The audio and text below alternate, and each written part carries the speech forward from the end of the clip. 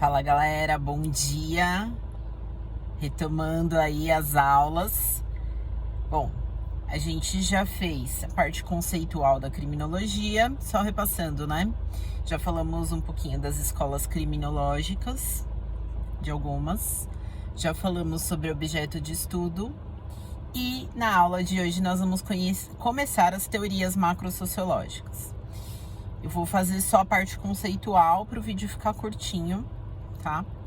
Então vamos lá. Primeiro ponto importante, inclusive foi a dúvida de um aluno esses dias. O primeiro ponto, pessoal, é que as teorias macrosociológicas também podem ser chamadas de escolas criminológicas, tá? Então, se vier com o nome de escola, tudo bem, sem problema, tá bom?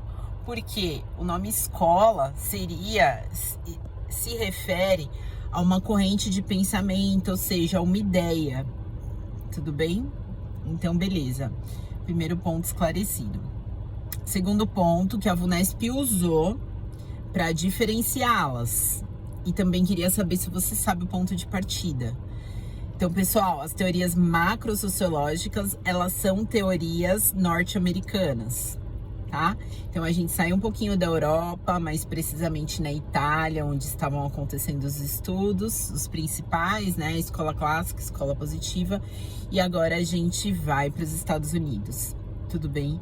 Então, quando você vê no texto de prova teorias norte-americanas, você sabe, tem que saber que se refere a teorias macrosociológicas. Tudo bem?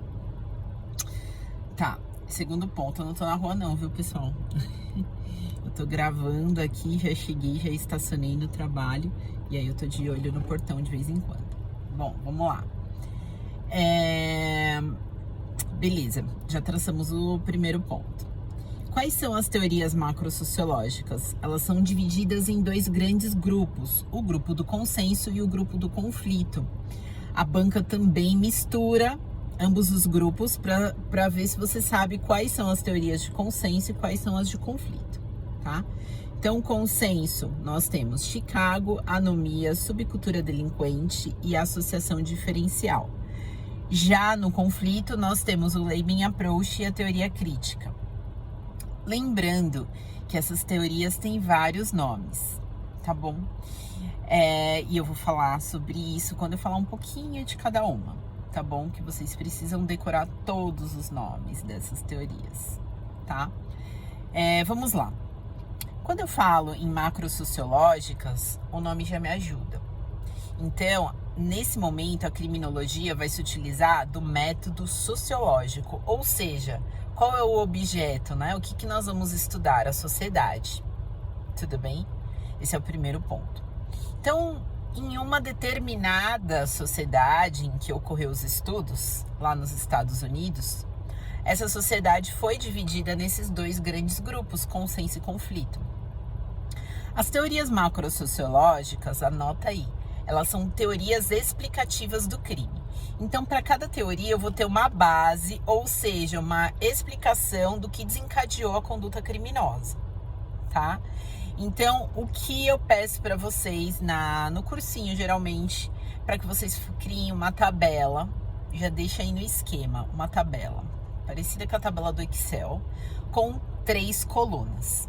A primeira coluna, eu vou colocar a base, o nome da teoria. Porque tem teoria que tem um nome só e tem teoria que tem mais de um nome. Então eu preciso saber todos os nomes porque a banca, em cada momento, ela pergunta um nome diferente, tá bom? Beleza.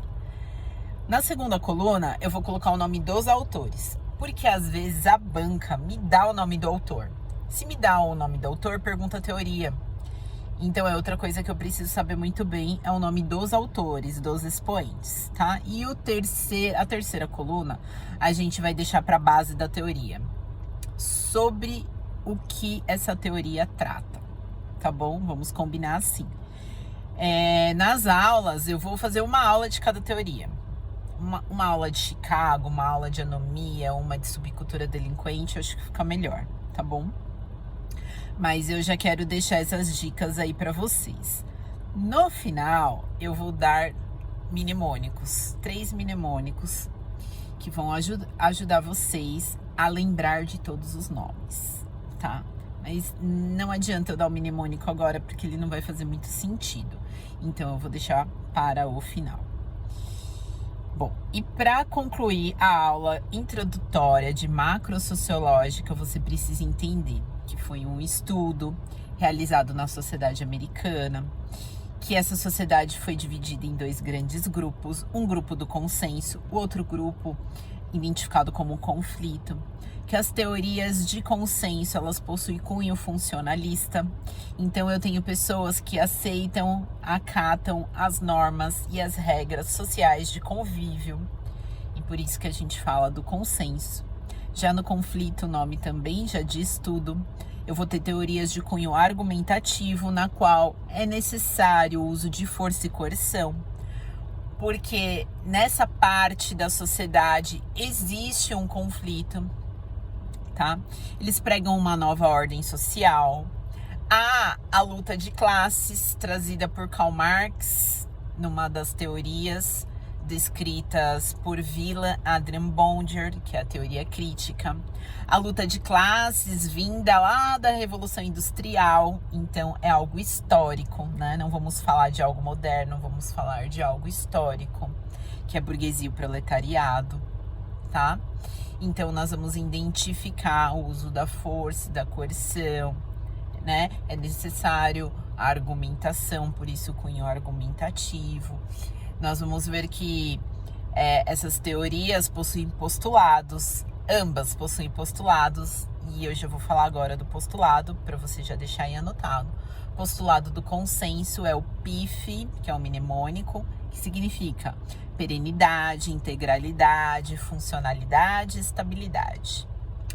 E os postulados do conflito é o MCL, o mnemônico, porque nós temos teorias de mudança contínua, tá?